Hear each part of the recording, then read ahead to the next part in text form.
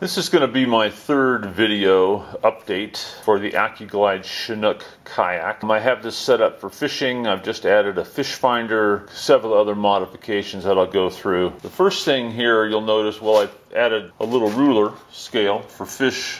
When I catch fish, it goes up to 18 inches. So I just use some silicone rubber and put that on each side of the kayak. I'm using these paddle holders, and there's two of them on each side. There's one there and there's one right there. That is now holding the setup for my fishing rig on both sides, and they're very secure. You can tighten them up. I've used 1-inch PVC pipe here, painted it blue, but you can kind of see what that looks like, and you can see the fishing setup here a little bit, and I'll go through it in a little more detail. So what I just added is I've put in a fish finder, and this is the sonar unit. The sonar unit, I have a little screw here that allows this to rotate 90 degrees. So it rotates down 90 degrees like that. And when it's in that position, you can see that the sonar head will actually be below the water line, which is where you want it. So I can rotate it like that, or I can pull this, I can unscrew this if I wanted to, and then once it's out of the slot, it will rotate up another 90 degrees.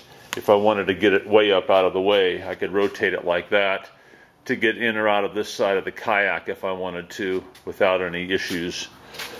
But with this out, I can show you that I've got this little slot cut in there, so it allows it to rotate 90 degrees, and that works out real well. So I put this back in and then rotate it, allows it to rotate into this position or straight down. So that's back in position now, and again with that slot in there, it won't allow this to move out this way. If I were to bring it up and down several times, it will keep it in position and won't allow it to move out, fall out essentially of that little slot. So going up here, you're going to have about 12 feet of cable. So I've put on a little tube here, a larger tube. This is about a 1 1/4 inch tube, and I put all my excess cable to the sonar unit inside that. And then this piece here that holds the extra cord for the fish finder sits on 2 screws, and you can see I've just cut little slots in it. There's one there and one at the bottom, and then it just fits over these screws and just locks back in place, and that's working out real well. So that's something that I can pull this off, take off this whole arm if I don't want it to bring it with me, just remove the whole fish finder, and then this just unscrews here, this piece comes off. So if I decide not to bring that with me, I can remove it fairly easily. And then I have a place here for sunscreen and some forceps, which is very handy and I use all the time. It comes up here to a pivoting head where this is the fishing pole goes in here. This head pivots 45 degrees in each direction, which I found to be very adequate. I can fish off of either side of the boat. So this is the Hummingbird fish finder 176i. It also has a built-in GPS and waypoints. I haven't used this yet. It does have that available. And then here's the fish finder. This is a Hummingbird 176i. It only uses 100 milliamps of power, which is one of the reasons I got the black and white version. And then to power this, if you come around here to this side, you can see I've got a small, this is a nickel metal hydride 12-volt battery. This will last several days, I'm sure. Right above that, you'll see, so I have some little keepers here. So when this is removable, this whole V frame here is all removable.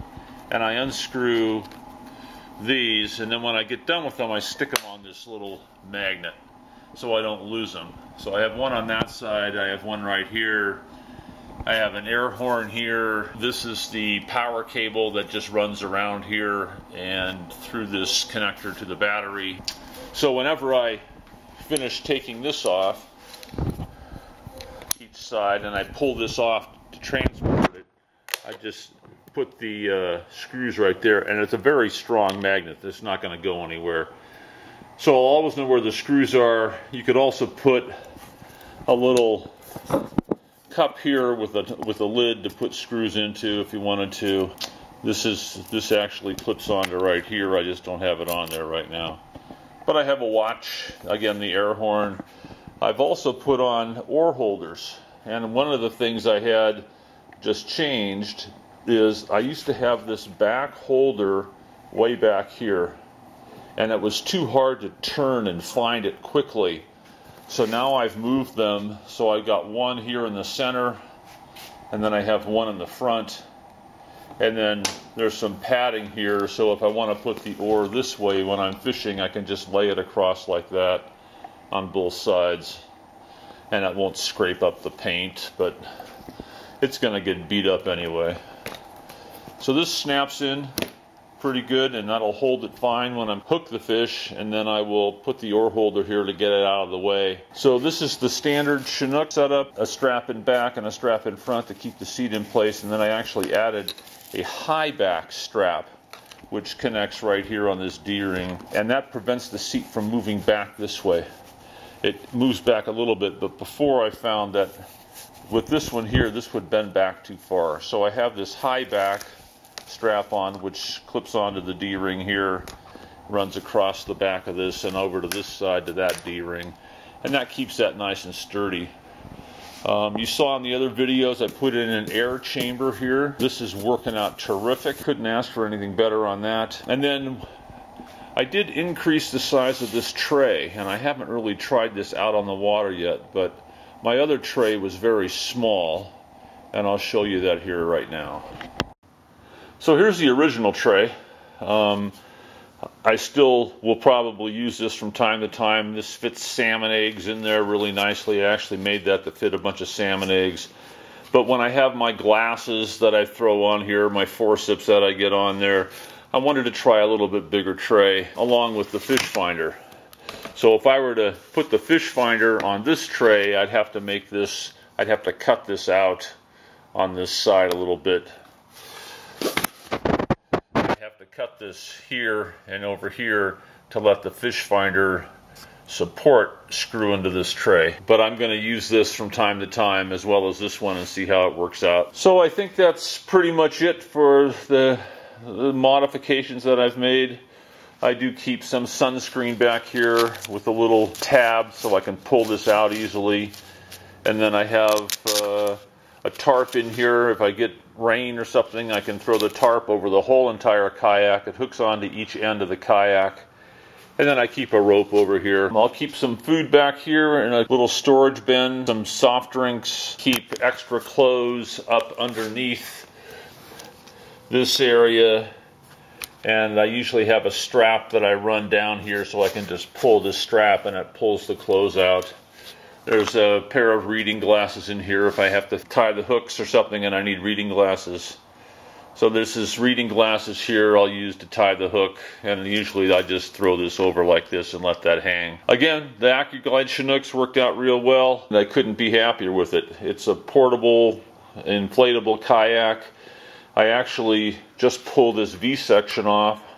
I keep these this PVC here and this PVC on it, and I just fold it in thirds. So I'll take this back end and I'll fold this up. I'll take this front and I'll fold that up, and then I'll put that in the back of my car, and that works out real well. So these do pop off very easily. If I want to pull them off, just undo those Velcro straps. I think that's about it. It's working out great. This will be the second season. I've probably had it out at least 30 or 40 times. It's holding up real well. I did power wash it with a power washer at the end of last year, and you can see it's got a little bit of dirt and stuff here on it. I do have a plastic bag that folds down, fits over this tube. It folds down this way. When I clean fish, I clean it over the plastic bag so it doesn't get the kayak all dirty. So those are the mods I've made. I'm looking forward to trying this fish finder to see how it works. The lake I fish is about 200 feet deep. This goes to 600 feet. So that'll be interesting to see how that works. And I think I can set the depth of how deep I want it to go. So I could maybe set it for 200 feet if I wanted to, but you can see the little fish there on the fish finder. This is in the demo mode. But this has worked out real well. I think I'm gonna enjoy this quite a bit. As this folds up this way, I can get it out of the way. If I run into the shore or something, I'll typically get out the other side. So this shouldn't be a problem. That's it. Hope this is giving you some ideas.